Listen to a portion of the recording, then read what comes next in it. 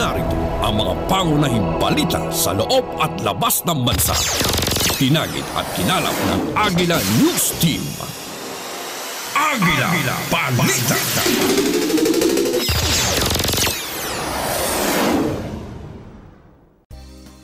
Narito ang headline sa aming espesyal na edisyon. Eksperto sa musika ipinaliwanag ang mga katangian ng oratorio at nagbigay ng mga gabay sa mga manonood. Kompositor at konduktor ng Iglesia ni Cristo o INC Oratorio ay nananabik sa US debut ng nasabing konsyerto. Rondalia, United Kingdom magtatanghal sa INC Oratorio sa Estados Unidos ng Amerika. Ayon sa isang Filipina harpist mula sa Southern California, ang kanyang talento sa pagtutugtog ay hindi sa kanya. Isang cellist mula Sacramento, California, nagbalik tanaw sa kung paano siya napasali sa INC Symphony Orchestra.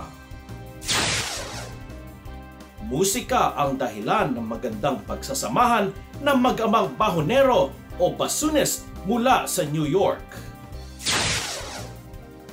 Isang trumpeter mula sa Europa ipinagpapasalamat ang karanasang dulot ng INC Oratorio.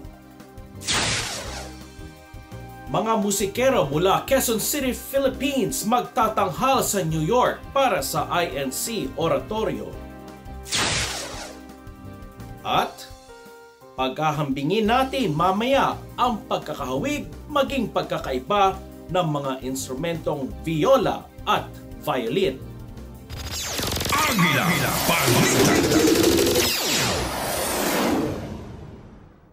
Magandang araw sa inyong lahat. Ako si Alfred Acenas at ito ang Agila Balita, Washington, D.C.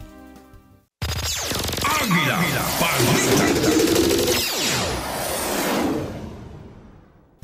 Ang edisyon natin ngayong Lunes ay punong-puno ng impormasyon at mga panayam tungkol sa interes, dedikasyon at pag-ibig sa musika. Makakausap din natin ang ilang mga eksperto tungkol sa oratorio, maging mga musician na sa kasalukuyan ay nagtatanghal sa New York City para sa isang oratorio concert hatid ng Iglesia ni Cristo, Church of Christ. Umpisa natin kay Voice Professor at Hunter Opera Theater Director Susan Gonzalez, kung saan ipinahagi niya sa Eagle News ang kanyang kaalaman tungkol sa oratorio. Ano nga ba ito at ano ba dapat ang gagawin ng isang manonood? Panoorin natin. My name is Susan Gonzalez and I run the voice program here at Hunter College, and I happen to be the opera director for Hunter Opera Theater. My background in music is rather extensive. I've been singing for over 51 years. I started as a child, and I decided at that point in time that I wanted to expand from trying to sing rock and roll into doing something classical. I think one of the first things I ever sang was oratorio, because I was in choirs as a young singer, and it was my first exposure to classical music. When you're young, you're not old enough or mature enough to really sing classical music as a soloist yet. I went from being a choir singer in high school to doing musicals, to going to Cincinnati Conservatory for my undergraduate. And then I was on the road singing professionally, both opera and oratorio, for about 10 years. Then I decided, after having my son, to go back and get my doctorate at Eastman School of Music. And upon graduating, literally that same year, within 2 months, I got the job here at Hunter, and I've been here for 25 years running the program. An oratorio is exactly, it's named by what it actually represents, oratory, to speak of something. It was intended to be a stand and sing event. It wasn't intended to be staged like an opera. And it's generally religious and performed by orchestra, chorus, and soloists. Well, I think the most performed one is Handel's Messiah. Language skills and style. And all of that is incorporated in an oratorio. A Baroque opera and a Baroque oratorio are going to have very similar styles and virtuosic passages. The same would be for the classical and the romantic and the contemporary. They map each other in terms of styles. So the real difference is content. What's different about oratorio is that you have, I would consider it more like an absolute music. There's no distractions of costumes or lighting. There's no character development. But what you have is just the purity of the music, the vocal technique, you, the audience, the orchestra, the chorus. That's it. You know, it's that more intimate sort of communication, I think, in that way. Whereas an opera kind of builds a fourth wall of voyeurs of the audience looking into some kind of a private setting, per se. Whereas in an oratorio, you come out as yourself, you address the audience. So it's a purer form of performance in that way. My favorite place that I have ever sung is Carnegie Hall. The acoustics are perfect there. I've never been anywhere where you could hear a pin drop in the house and it would sound all over the house. Singing from that stage is probably one of the most gratifying things I've ever done. Just the way that it bounces around the room, and the way that the voice kind of opens up and vibrates through that structure. It's phenomenal. Geffen Hall is extremely difficult acoustically, I think, because it's built a little bit like a barn. You know, it's long. It's very long hall, and it's not nearly as acoustically gracious as Carnegie Hall. So you stay in the moment, watch the conductor, really trust that you know this piece, but stay present. Don't think backwards and forwards in the music. But when you're in a hall, such as any hall, I don't care where it is in the world, when you sit quietly and you listen and you watch and you don't get distracted by media, you turn off your phones, not silent, turn off your phones. You know, I know that there's all kinds of checking in and tweeting and maybe that's part of the media moments of live performance now, as I understand it. I don't like it. I think it's a live performance. Why do we go to live performances? Why not watch them on the tube? Why be connected to film and media at all?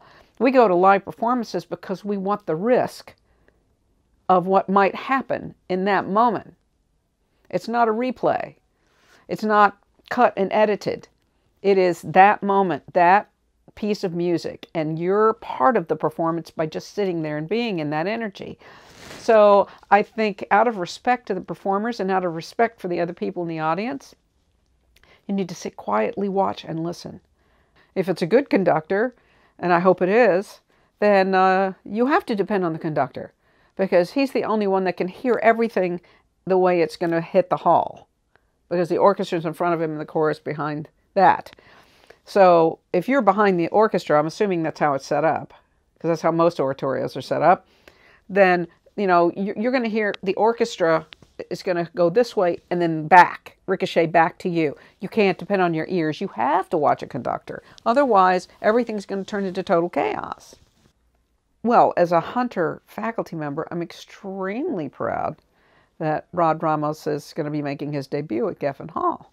I think that we have had so many wonderful composers and singers and musicians that have come through this program over the years who have gone on to do great things. And I'm glad that he's one of them. Ganun naman pala. Stay in the moment. Kaya huwag tayong maistorbo o ma-distract sa kung ano namang bagay. Kailangan i-focus ang ating buong atensyon sa konduktor at sa musika para maunawaan at masundan ang buong mensahe ng bawat piyesa. Para na ring nanonood ng bagong pelikula o bagong episode ng isang teleserye, kailangan stay in the moment. I-dedicate ang buong atensyon. Salamat sa mga tip, Professor Gonzales. Ngayon naman, narito ang konduktor at kompositor sa likod ng mga itatanghal sa US debut ng INC Oratorio. Ibinahagi sa atin sa Eagle News ang kanyang kasabikan sa pagtatanghal ng mga ito.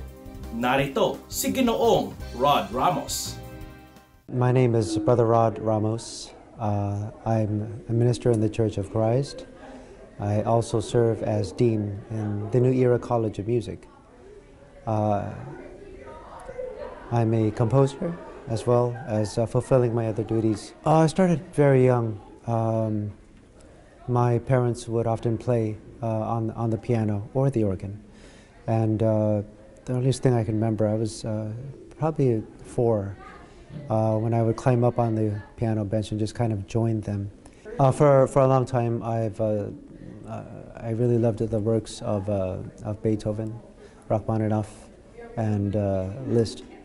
As far as structure and as far as directness in the way that they speak musically, I really admired. Well, the oratorio is a very, I might say, a very high and complex form of music. It's a far cry from, let's say, music that might have been performed or available in the church's beginnings. I say that we know that the church's beginnings was very humble. Perhaps the music in that region or those areas where it emerged were humble also. I mean, there wasn't a full-scale orchestra during that time. There was no symphonic choir. There was no original large-scale form of composition that was done. Of course not. The church was still beginning. But now that the church has reached not only this part of the world, but even within this part of the world, to be able to be successful over the 50 years that it's been here, and to see the growth of the church and the progress of it, for this kind of music to be performed by the brethren in the church, that's a testament to how far the church has come. So the first oratorio kind of deals with the history of the church and its emergence. It portrays through music a lot of the verses of prophecy in the Bible, and it also depicts its fulfillment later on with reference to the biblical verses and the prophecies. So the music, of course, has to reflect that, and it has to portray some of those verses. The material is religious, and that's true of all oratorios. This one deals with basically it's the story of the church, or a narrative of the events, the proclamation of the verses, and then the unfolding of the events in fulfillment of those verses. We did our very best to put everything there, and I think thus far we've succeeded. Mm-hmm. With regards to the kind of the nationalistic feeling that you mentioned, since the first oratorio in particular centered on the Far East or the Philippines in the first part, and then the rest of the world in the second, there was a feeling of kind of certain elements of the Philippines where the prophecy was fulfilled.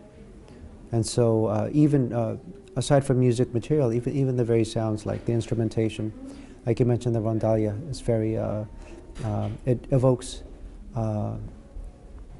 sort of that flavor that you would find in the Philippines. And then in the second part,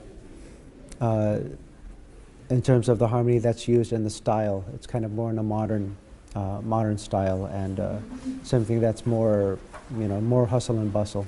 So yeah, there's kind of like a contrast between the first two movements, but not so much that they seem like different pieces. I think they naturally complement one another, and I think do a pretty fair job of portraying the two sides of the coin, so to speak, as far as the Far East, where it began, and then the continuing mission, which continues until now.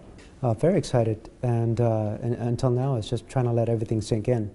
When I first heard of it, I think as far as the giddiness or the excitement was first heard initially, and I remember when such an announcement or a revelation was made, I was so excited about that.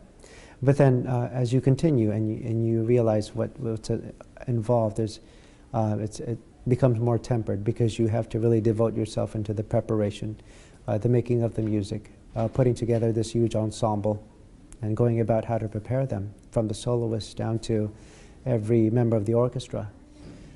So there was a lot of work involved, but some of that excitement took just a little bit of a backseat. It was always there as a motivating factor, but generally it's been very busy trying to put everything together.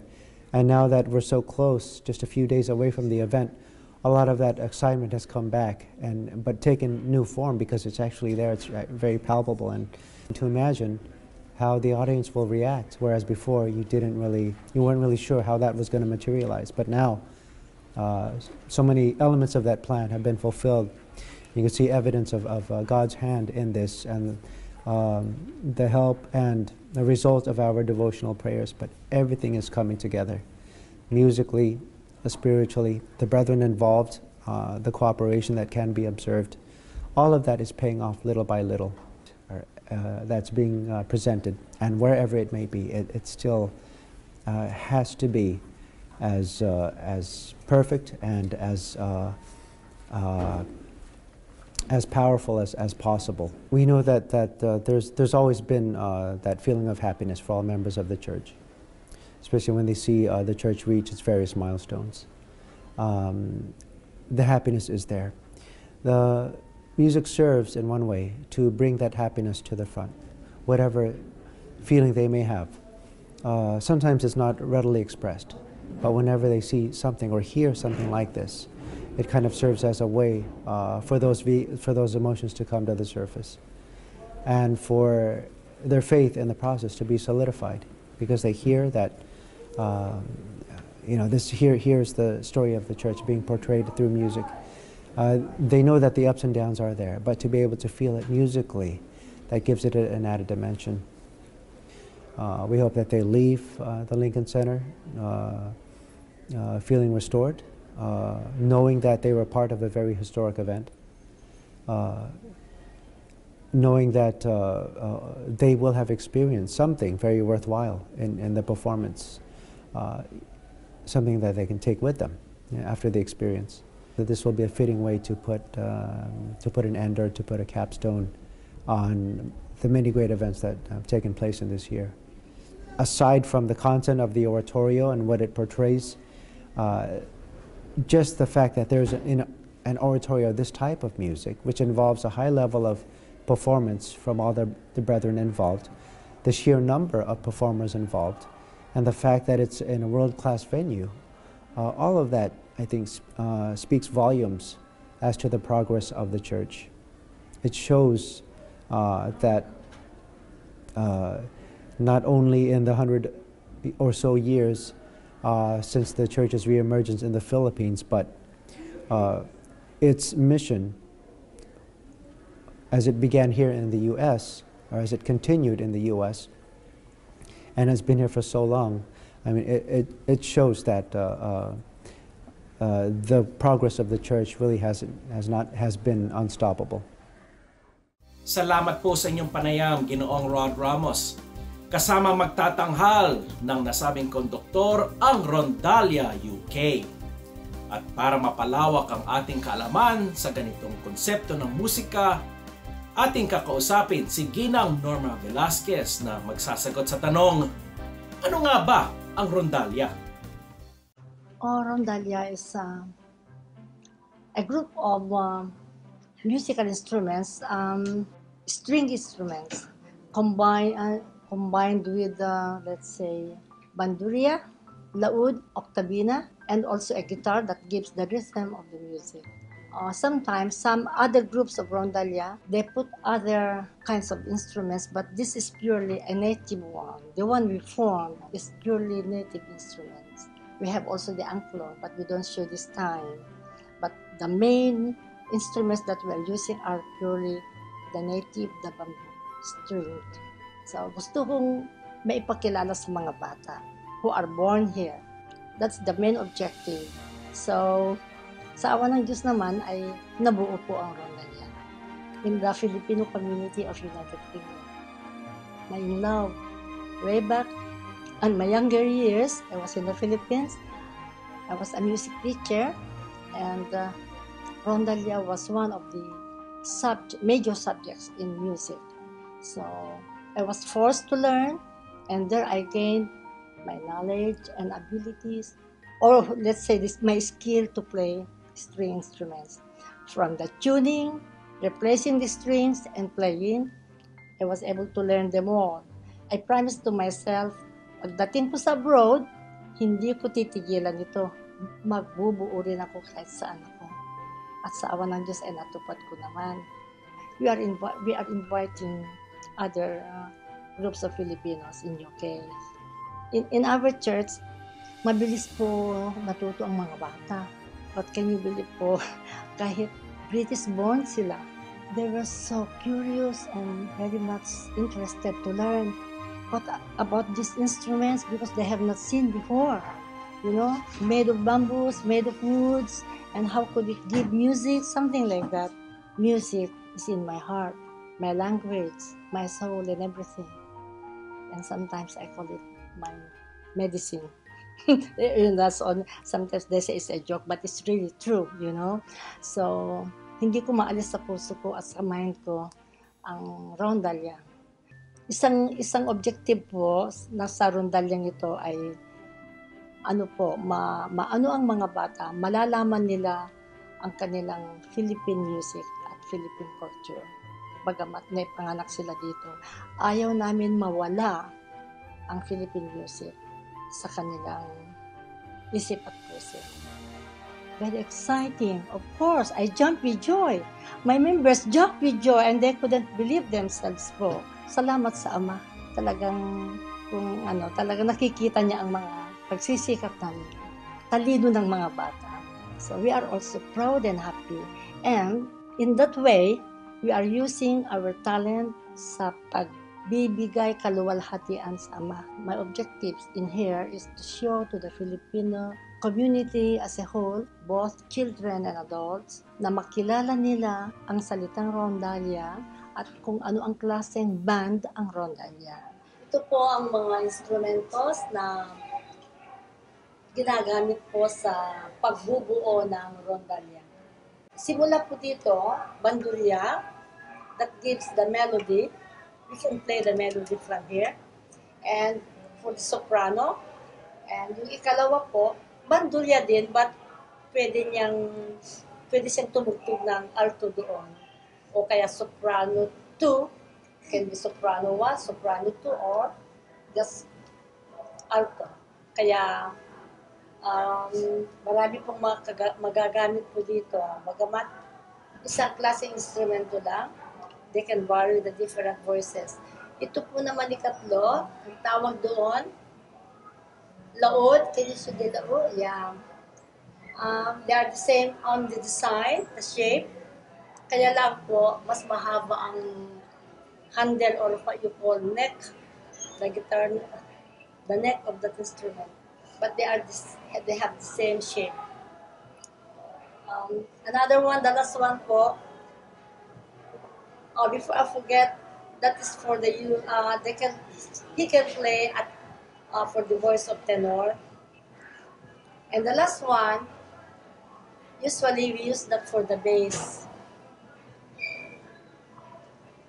Ang pitch po itong dalawa, laud and octavina, pareho po, 1 octave lower from the bandurria. Only they differ the shape again. The shape, or what you call it, the construction of the instrument. That is a guitar shape, that is a bandurria shape. but they have the same pitch. So when playing all this together, they can give good combinations or good harmonies in a song. In addition to that, as I have said before, yung gitara po, wala lang, anyway, that's very common instrument already. That is guitar is very important kasi yun po ang nagbibigay ng rhythm ng kabuuan ng music. So, in addition to this po, pwede pang dagdagan ng any percussion, like triangles, cymbals, or maracas. But ito po ang talagang pinaka-basic sa rondalla. Second strings, a group of 3 again. Ang nota dyan po ay re, play. Okay. The third string, will you say it, Sam? Tell me, what's the third line? Louder, la. Okay, try la. Okay, and the fourth one, Shane. Okay, play, all of you. Right. D or B, natawag po dito. Can you play, all of you?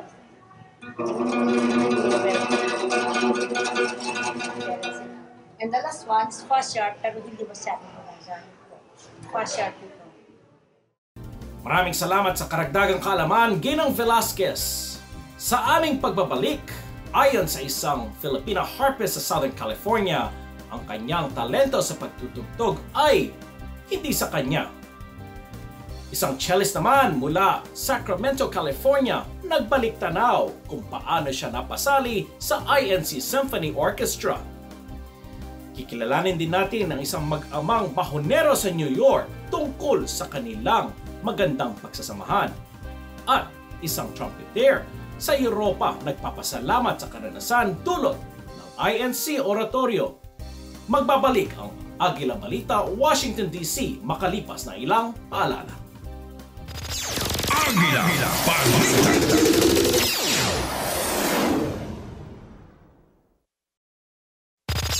AGILA Balita.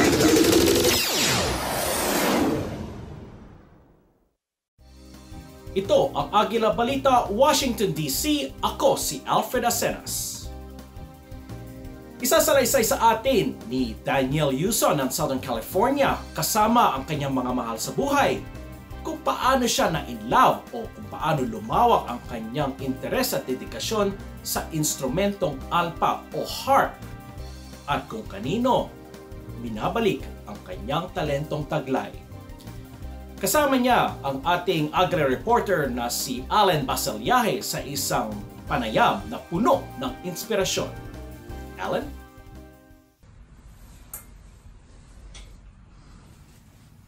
It's just another typical start of the day for 22-year-old Danielle Yuson. A quick breakfast, a once-over in the mirror, then it's out the door. But waiting for her on the other side is what makes her story one of note.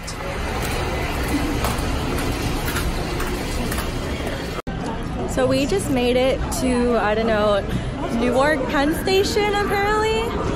And we're gonna take the subway to, where are we going? New York! Yes, that's right. New York, New York.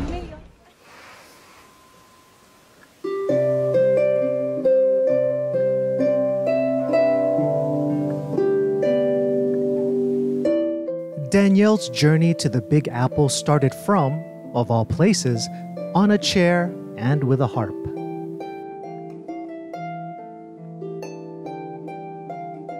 Her love of the arts would eventually land her a position in the Iglesia ni Cristo's oratorio to be held at the famed Lincoln Center in New York. The oldest child of Art and Janice Yuson, Danielle, along with her 2 siblings, learned to appreciate music at an early age. Me and my husband wanted to have a firstborn, a girl. When we had our kids, we didn't think that they're gonna be playing instruments at all. But before when I grew up as a choir, and I wanted to be an organist, but I never had a chance. So before I had my family, and I told to myself, if my kids wanted to play an instrument or to be an organist in the choir, I would support them.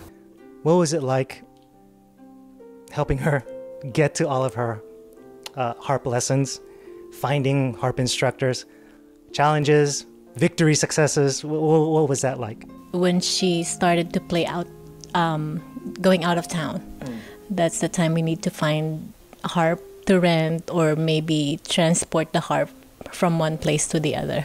Yeah. We were joking like, oh, next time you just play the harmonic. She can put it in her purse and then go and play. Is it expensive? Yes. Yes. What is one important lesson for you that you'd like your daughter to take away from this experience? Make sure being humble. Her talent did not come from us, did not come from herself. Her talent came from God, and use that to praise Him. Dinner time at the Yusun table provided an opportunity to get to know Dylan and Dustine and to find out what they thought of their big sister. What are your interests, hobbies in life? Well, I play sports and do a lot of activities in the church. What do you like to do? What are your interests, your hobbies? I like to read and talk to my friends. Well, it's good to have friends. Do you ever read to your friends? No. What is one little known fact about the harp? If you play it a certain way, you can make it sound like a bell. Oh. Yes. That had no idea. Okay. Now I'm going to turn to your brother and sister. Little known fact about Danielle. She likes to sew and make dresses. And one time she made the dress for one of the orchestra performances for the EVM Awards. What impresses you the most about your sister? Well, she's had a lot of pressure around her, and she's been really active on her harp around the church, so I wanted to be active in my faith. To see for ourselves how Danielle performs under pressure, we asked her to teach harp basics to a musically challenged member of our crew. Cooler. But still, this finger still. So we're gonna start here, and then that one, and that one. Can you do that individually? We'll kind of trade it off. Yeah. Having done everything in her power to help, Danielle decided to retire from teaching, but still graciously allowed me to ask her a few parting questions. Since not a lot of people play harp and they see me actually playing, or even just seeing me rolling around the harp, they kind of gasp. First of all, they're like, "Oh, it's the harp," and there are its pros and cons. Definitely, I like being able to show people, the harp exists. It's not like a super old instrument that no one plays anymore, but also it makes me a little bit shy because everyone's staring at me like lugging around this giant instrument. Through the church, we were able to be granted this opportunity, and it makes us all the more strive to perfect ourselves and strive to keep practicing and to do better, because we want to live up to the name of the Lincoln Center of Geffen Hall, to be able to represent the Church of Christ as musicians. Since I've been exposed to other harpists, I know I have so much more to improve on, but it definitely takes a lot of practice, a lot of love, and a lot of sacrifice. It is my faith that the talent I have, any talent that I might have, is definitely a talent given to me by God. So of course, if any opportunity provided by the church administration comes up for me to use this talent, of course I would do my best to be able to use my talent in serving. So I want to be able to play for a bigger purpose, and when it comes to performing for more known venues, for a bigger audience, to be able to make the church known that, this is where my inspiration, my faith comes from. And I want you all to know that this exists. For Danielle, this trip is her first time on the East Coast. And while the sparkle of the big city might be alluring to others, she is decidedly set on keeping her identity, uninterested in changing the core parts of her character, not even for a New York minute. Alan Basoyahe for Eagle News. I am one with 25. Mas magaan nga naman ang paghawak at pagtugtog ng harmonika. Aaminin din ng inyong abang lingkod na hindi lahat ay may talento o kaloob na magtugtog ng harp. Nagpapasalamat ang Eagle News kay Daniel at sa pamilyang Yuson sa pagkakataon na makilala natin sila. Isang cellist naman o manunugtog ng cello mula Sacramento, California ay ating sasamahan. Siya ay nagbalik tanaw kung paano siya napabilang sa INC Symphony Orchestra. Narito si Ginoong Brandon Harris. My name is Brandon Harris. I actually perform the cello. My mother used to sing a lot, and so whether it was learning a lot of the old school music from the 60s and 70s, or loving the new wave of the 80s and stuff like that. So I've been around music all my life. I've been performing the cello since I was 10 years old. I started in Fayetteville, North Carolina as part of an educational program within the elementary school system. When I took part in 5th and 6th grade to pick the cello, I didn't want to be this big guy playing this wimpy little violin or viola. I wanted to play the big instrument. It was just elementary school, and then it went to junior high. I'm like, okay, I'm getting good at this. I'm getting better at this. And then they're asking me to teach. Even performing in a professional symphony my senior year, I was playing for the Fayetteville Symphony with professionally trained musicians. But then, going to Allstate and being able to compete against every other student within the state of North Carolina, which is where I was living at the time, I would have never have guessed that back in the 5th and 6th grade when I first picked up the cello. So I was blessed to be able to perform in the symphony orchestra in the Philippines for our centennial anniversary, which was an incredible experience. And from there, it just continued to grow. And then we had this great opportunity to be able to perform in New York. So the Lincoln Center is one of the pinnacles of an orchestra member to where they want to perform at, whether it be the Chicago Symphony or down in LA. Of course, Carnegie Hall, but the Lincoln Center with the New York Philharmonic is a huge, huge, venue. So first of all, to even be able to get there is a blessing, but to actually be able to perform there is an even more incredible blessing. In terms of the level of experience from the members who are going to be performing, I really don't get caught up in that. Music in general is a very dog-eat-dog type of discipline where people are very, very hungry. And they're always looking for an opportunity to take over because they want to be the next greatest thing.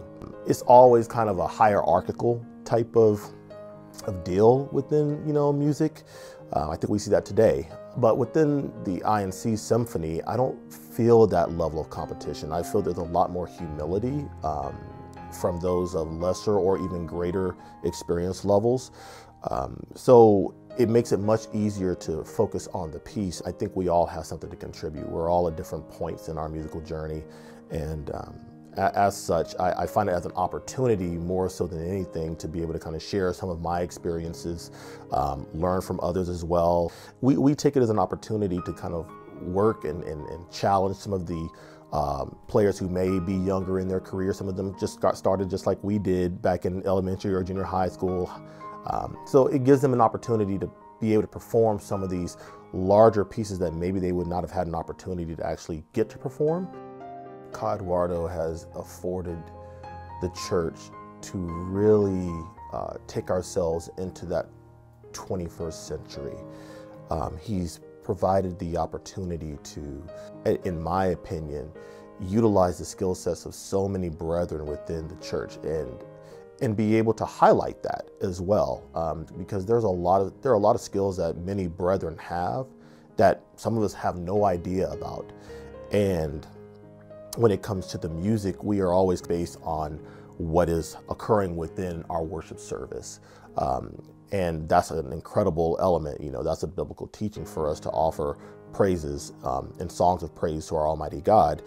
But I think also when we have the other venues and other veins of practice, such as the INC Symphony Orchestra, where we are able to look at the skill sets of so many different individuals, having an opportunity to perform pieces that in general, like I said before, many other people may not have ever had the opportunity to perform.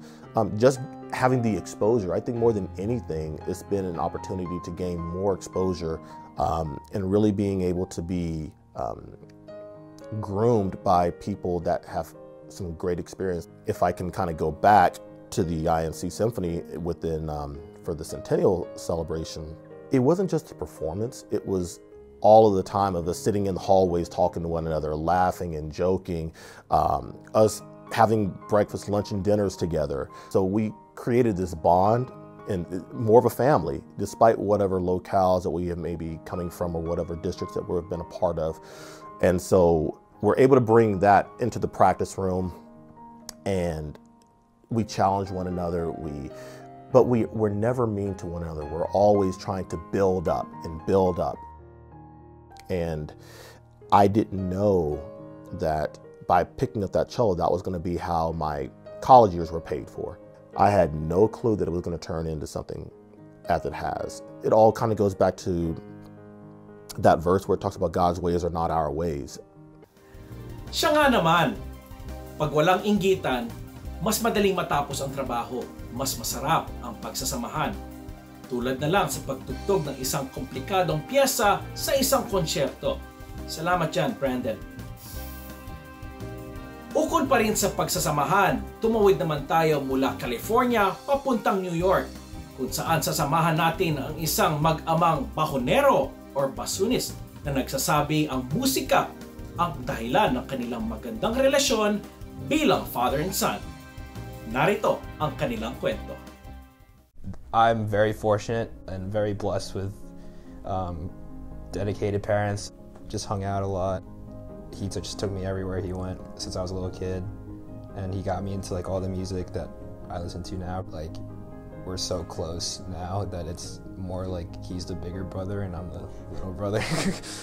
Growing up, you think your dad's like a superhero, just every kid thinks that. And so I saw him play like the guitar, saxophone, and like listening to all this music and stuff. It was like, wow, I want to do that too. Well, my mom was a piano teacher, so I started taking lessons when I was 5. I started playing in a band when I was in my 20s, and I was playing the piano. The leader of the band was into jazz, and he got me listening to jazz, so I started playing the saxophone. When he was in 4th grade, he asked, what instrument should I play in the band in 4th grade? So I said, well, play the saxophone. So he started playing the saxophone too. It was announced that there was going to be an oratorio and that any musicians should prepare a tape to submit to see if you're qualified to play. We recorded each other on our saxophones and we sent it in, and they invited us to come to the Philippines. We went there and there was no music there for saxophones. He thought we were bassoon players. So we transposed all our music ourselves into saxophones, and then when we came home, we started learning the bassoon. I had never even seen a bassoon. I didn't even know what it would look like. Once you know what it sounds like, then you recognize it, and it's used for like a lot of sound effects and like the old westerns, and you'll notice it right away because it's very distinct sound. It's very distinct sound. We would go to Broadway shows and we would see the pit. It seemed like there would always be a bassoon down there.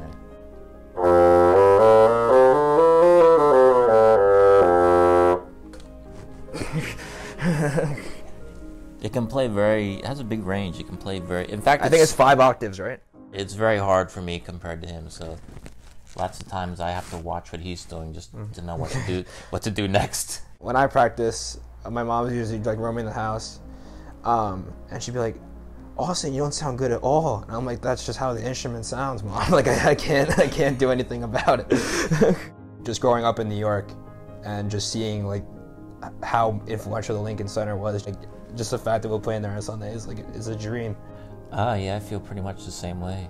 This whole experience of joining the oratorio was, just traveling to the Philippines for the first time, seeing how dedicated everyone is and the way of life in the Philippines, and it was just completely eye-opening for me, and it's something I probably would have never done if I hadn't have joined the oratorio. Being a father is a full-time job, and just doing whatever you can to support what he enjoys and what's good for him. I grew up liking motorcycles, and he didn't take to it, so then we moved over to the music. So whatever he enjoyed doing, that's what we focused on. We're just very grateful, and that we were so blessed, and that we were able to do this together, and all the opportunities that it opened up for us. It really goes to show that anything can happen with prayer, as long as you just give it up to God and give it way back to His name any way you can. Anything could happen. Maraming salamat sa inyong interview. Mula New York, tumawid ulit tayo papuntang Europa, kung saan ikakwento naman sa atin ng trumpeter na si Marcel Voschel kung gaano ang kanyang pagpapasalamat na maging bahagi siya sa INC Symphony Orchestra.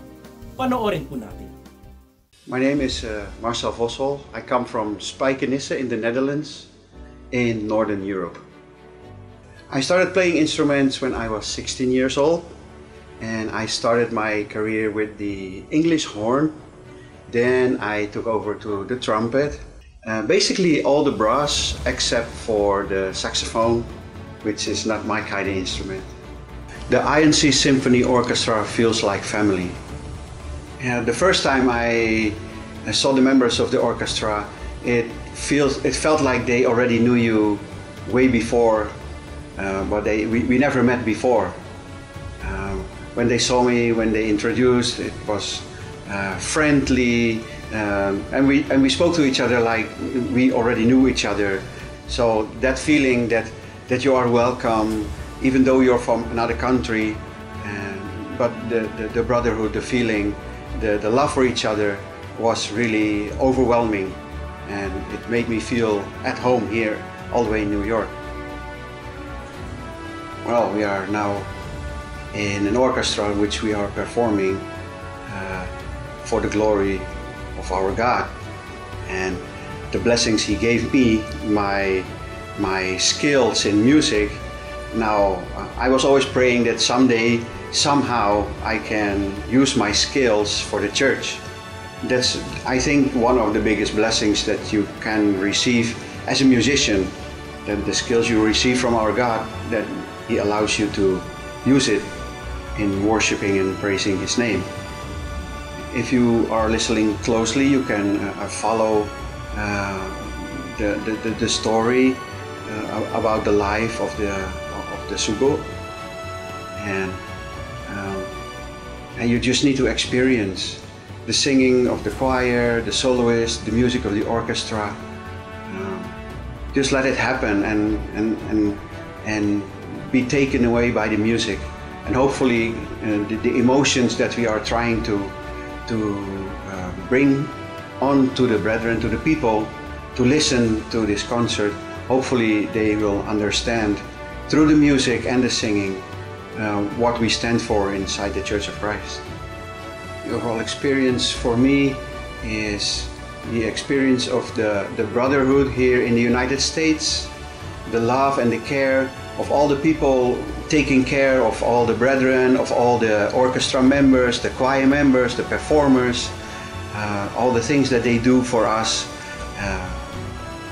It's only love that you can feel, you can see, and that's why I thank our Almighty Father for giving me this chance to be with my brothers and sisters here in the United States, to perform on Sunday in a concert that hopefully gives praise and glory to our Father. Salamat ng marami, Marcel. Sa aming pagbabalik, mga musikero mula Quezon City, Philippines, magtatanghal sa New York City para sa INC Oratorio, at paghahambingin natin ang mga instrumentong viola at violin. Magbabalik ang AGILA Balita, Washington DC. Diyan lamang po kayo. AGILA Balita.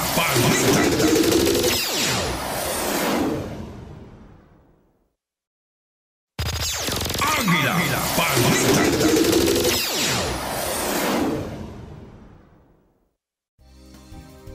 Kasama niyo pa rin kami sa AGILA Balita, Washington DC. Mga musikero mula Quezon City, Philippines ay naglakbay papuntang New York City, USA. Tulad ng dose-dosenang musikero at mga awit sa iba't ibang panig ng mundo para sa US debut ng INC Oratorio Concert. Ibabahagi sa atin ang kanilang karanasan kung paano sila nakarating sa puntong ito. Alamin natin ang mga detalye. Ako po si Pancho S. Pascual mula sa Novaliches, Quezon City. Trumpet player po ako.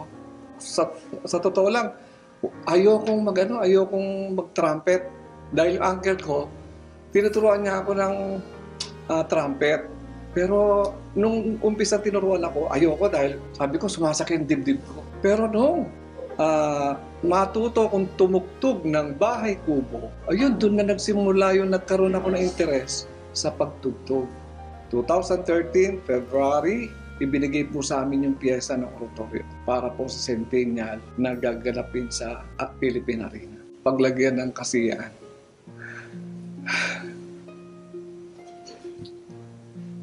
Una po, malaking pasasalamat na mapili. Hindi naman lahat ng kapatid may gantong pagkakataon sa buhay. Kaya lubos kami nagpapasalamat.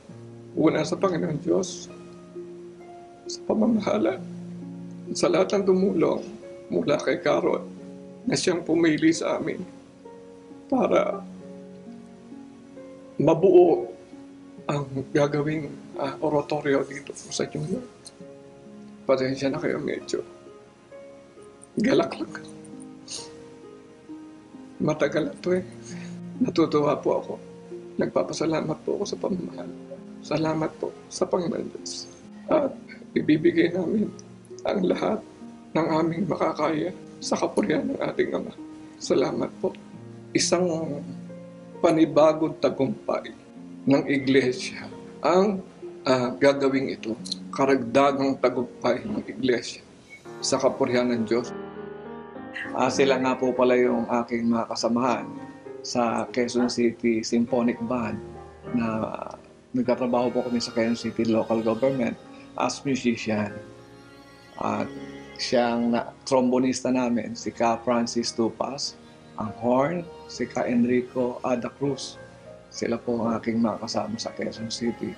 Kaya doon na rin po kami nagkasama-sama. Sabay-sabay din po kami nung manawagan na kailangan ng mga instrumentalist. Kaya kami sabay-sabay nung magkasama na nagpunta noong 2010. Since 1989, nag-start ako mag-trombone. Pero noong una, hindi ako interesado kasi that time, bata pa ako, gusto ko laro muna. Pero at that time, nung makatugtog ako ng isang piyesa, na binigay sa akin ng assignment sa akin ng teacher ko. Actually, yung teacher ko, pinsan ko. So that time, nung matugtog ko yung assignment na binigay niya sa akin, doon na nagsimula. Tapos, nagkaroon kami na kasama ko sa ibang mga events. At bukod doon, iba rin yung pakiramdam na nai-apply mo yung nararamdaman mo sa instrumento sa pagtugtog ng trombone. Ako po ay French horn player. Nahilig po ako sapagkat ako po at ang aking pong angkan ay lahi po ng mga musikero. Ang lolo ko po ay trumpet player at ang aking pong tatay ay drummer po. Sabi po ng lolo ko sa akin, pagbutihin ko yung pag-aaral ko ng pagtugtog ng instrumento dahil po magagamit ko daw po ito sa aking paglaki, lalong-lalo na po sa aking pag-aaral. 1987, naging scholar po ako sa high school. 1991, naging scholar din po ako sa Manila. Yun po hanggang sa nakatapos po ang pag-aaral. At 1997, ay nagamit ko din yung aking pagtugtog sa aking pagtatrabaho. Yun nga po, napasok na po ako ng Quezon City, local government. Doon ko po nagagamit ngayon hanggang sa kasalukuyan yung aking pong pagtugtog ng French horn po. Unang-una po, masayang-masaya po kami dahil po napakahalaga po nito sa amin. Unang-una, pinagtiwalaan po kami ng pamamahala. Binigyan niya po kami ng ganitong pagkakataon na makapagtanghal po ng isang napakalaking pagtatanghal at ng kanilang proyekto dito po sa malayong kanluran. At napakahalaga rin po sapagkat ito po ay para sa kaningningan at katanyagan po ng pangalan ng ating Panginoong Diyos. Papasalamat kami sapagkat unang-una nabigyan kami ng pagkakataon ng mga kasama rito sa pagbibigay sa amin ng pagtitiwala ng tagapamahalang pangkalahatan. Iba nga talaga ang Pinoy pride, lalo na sa world stage. Maraming salamat po sa inyong interview. Bago tayo matapos, pangungunahan tayo ng ating junior AGILA reporters na si Leo at Oraya Vergara sa kanilang attempt na maipaliwanag at matutunan ang similarities at differences ng mga instrumentong viola at violin. Boys? Hi, I'm Uriah Vergara. Hi, I'm Leo Vergara. And today we're going to be interviewing two musicians and learn from them as well.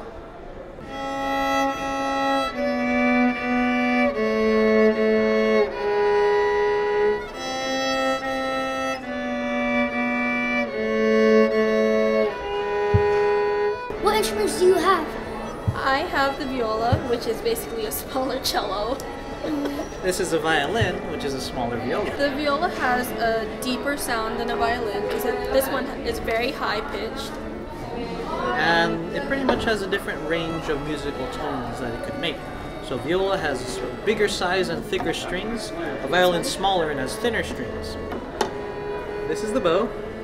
It has a wooden part, and this is where they grab hair from the tail of a horse and they put it onto the bow. This is what you use to play the strings. Pretty cool. But make sure not to touch the hair with your fingers because it'll mess up the hair and you won't be able to use it anymore.